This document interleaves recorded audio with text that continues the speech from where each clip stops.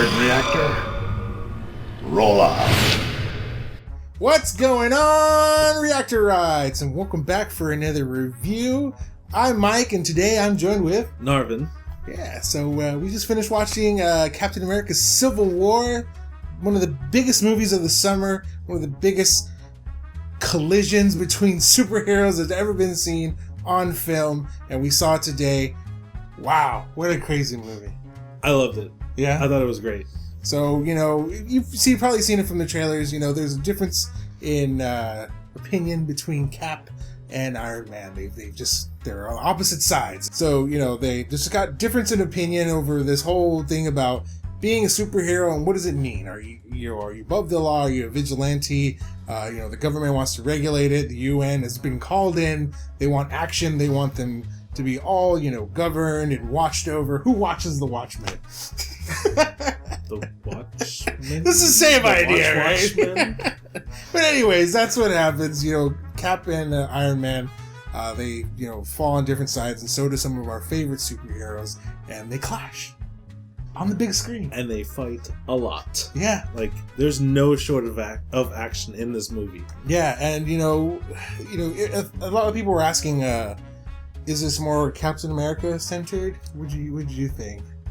I would say it's more Avengers 2.5 than Captain America. Well, yeah, it is. The movie does surround Captain America. I mean, the main thread of it is. But when you look at it as a whole, it really feels more like Avengers 2.5 than Captain America. And before we get into more heavier details, just want to say this is full spoilers. So if you don't want spoilers, you're going to get spoiled like hell. Don't watch this video. Go watch the movie, come back, and we'll talk about it. So, there was a lot of action. It was like Avengers 2.5, but I mean, as far as like the tension, the reason why they're fighting, it made sense. From what we see from the trailers, at least, you kind of find out like, oh, Bucky is kind of back, and there's stuff going wrong, and people are dying, and they, like you said, they have to be governed, and Cap is trying to protect Bucky because it's his friend. But what we come to find out in the movie is kind of Bucky's been set up, and I side with Cap on this. That he's my friend, and he's been brainwashed for so long, but Iron Man, Tony Stark doesn't really kind of fully grasp that. Yeah, because he's still doing. You see in the trailer they show the things that have happened, the previous events, everything that's started from like Avengers till now, like all the destruction that they've all had a hand in some way. I mean, no matter what, like I know they've saved a lot of lives, but a lot of destruction has been the cause of them fighting, and it's just unavoidable. And they do that with like one of the big opening scenes is like you see Scarlet Witch, and you see Crossbones, and I kind of wish they did more with Crossbones. That was one of the problems. Like, I guess not problems I had, but it was like, he's back. All right, this is cool. He's all badass looking, and he's gone like that. Yeah, I was really disappointed with that because I mean, you saw the pictures online; they were leaked photos, and he looked great. And like at first, like he didn't talk at all. And I was like, oh, maybe he's just like a mute. And I was like, okay, well, I guess he's the strong silent type. And I was like, okay, he's just gonna be out of the movie like in a couple of seconds. And then he started talking, and I was like, I was getting into it. And then he had all his little like gadgets. He was ready to fight Cap, and I loved that, especially with what happened in Winter Soldier. And did it have him come back and be like, you dropped the damn building on my face. Yeah, it was great. And then just like to see him without the mask, and then after that, he's gone. He's gone from the movie. I hope this isn't the last we've seen of him. Like, I hope there's some way he comes back. I don't know. He looks like he kind of blew up into tiny bits. I forgot about that part.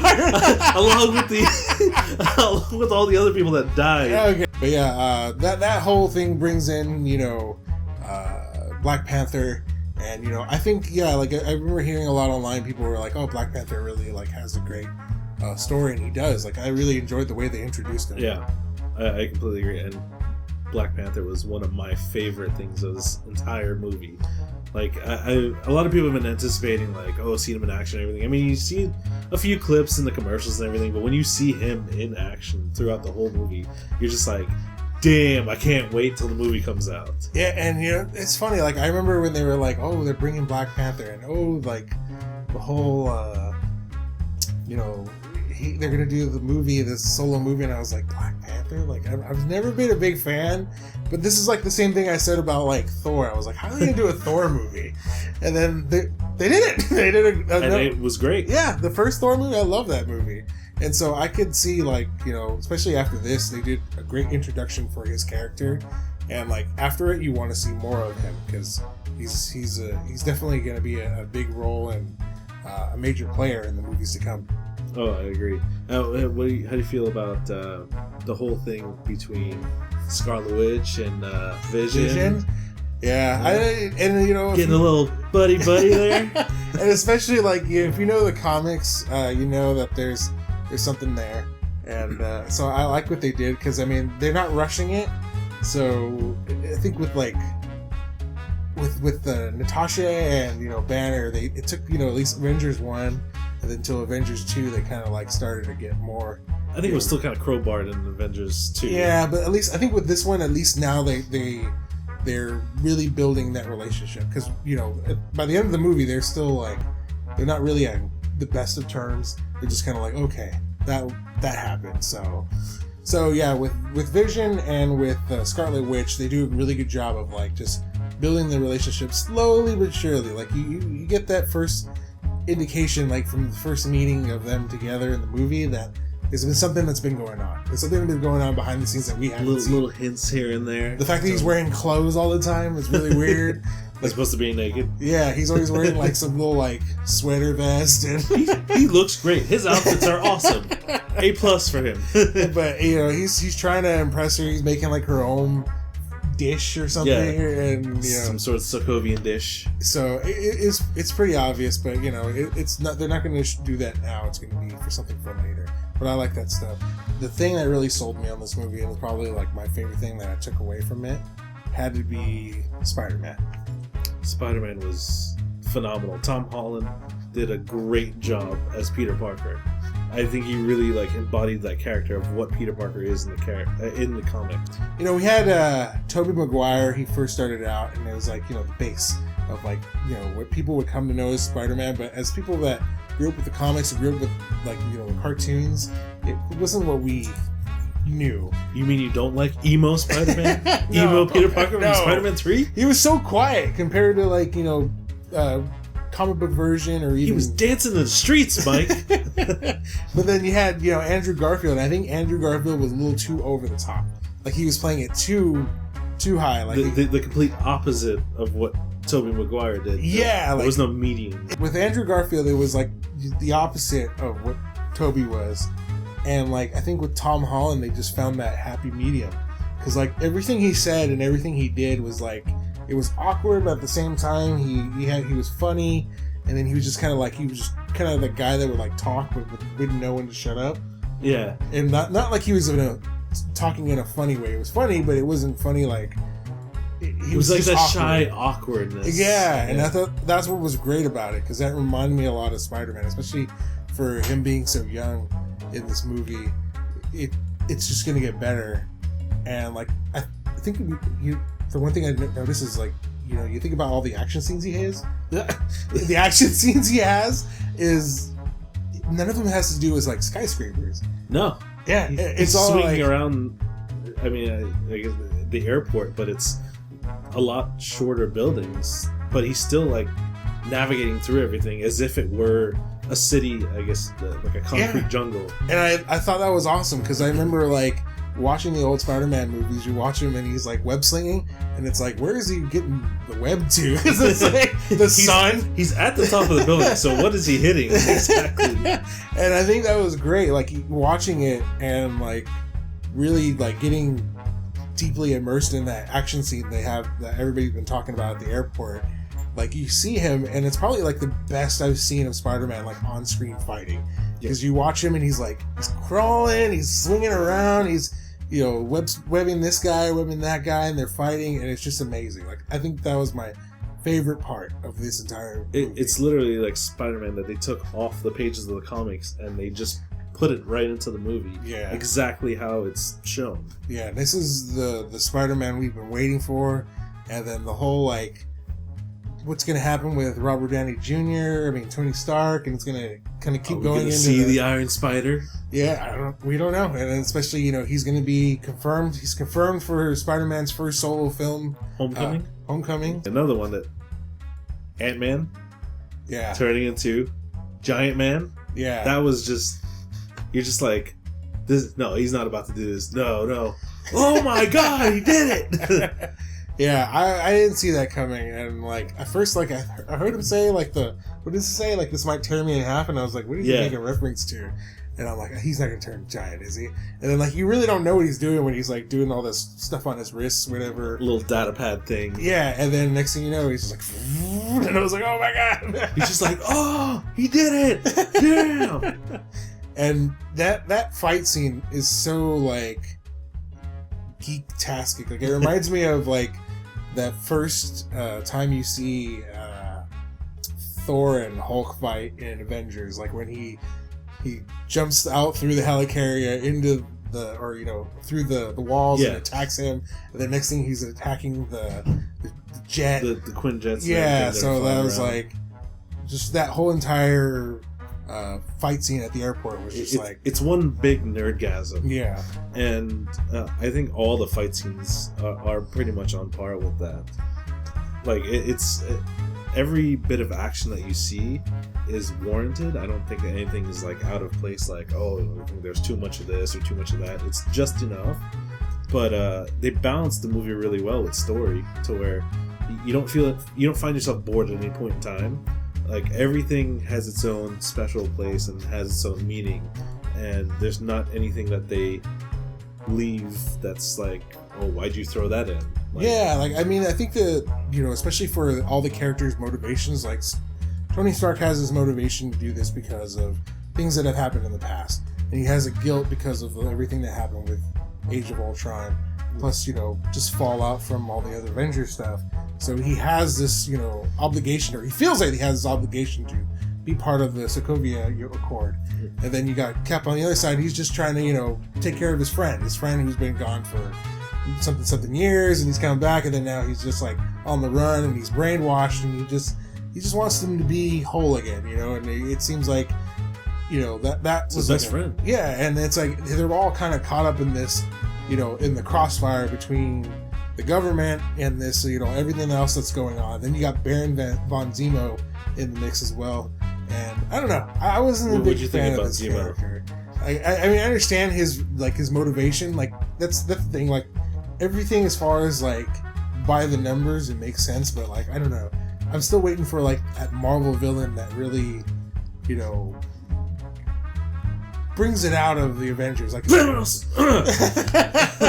Exactly, like Thanos, like somebody that really, like, I don't know, like, especially I think with this, like, towards the end, I think you could say Iron Man was the villain, kind of. I think there were their own villains in this one, which I guess Zemo was kind of a secondary villain that was kind of the catalyst to put everything into motion. Mm-hmm. But I like how they did his entire story of, his reasoning behind wanting to tear the team apart was because he lost his family. Mm-hmm. Granted, he used to run death squads and everything, which that whole fact kind of withered in the wind.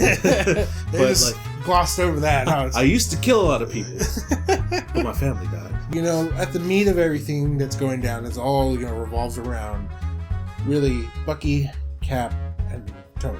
That's really the main characters of this movie. I mean, and there's a lot of superheroes, and everybody gets a good, decent arc in terms of story. So I think that's what I really liked about this movie. But I mean, when it comes down to the nitty gritty, it's about Cap, it's about Bucky, and it's about Tony. And like, I think the Russos and Marvel did an excellent job at like just weaving this story and like starting it from that first scene we see Tony at that expo. And like just having a climax at the end, because there's a point where Tony goes to where is it, like some lockdown facility in the middle of the ocean. Yeah, it's Raft. I think it's what it's called. Yeah, the big prison in the middle of the ocean, and he basically says, hey, I messed up. Where are they? Something's gonna happen. I need to be there. I need to help them.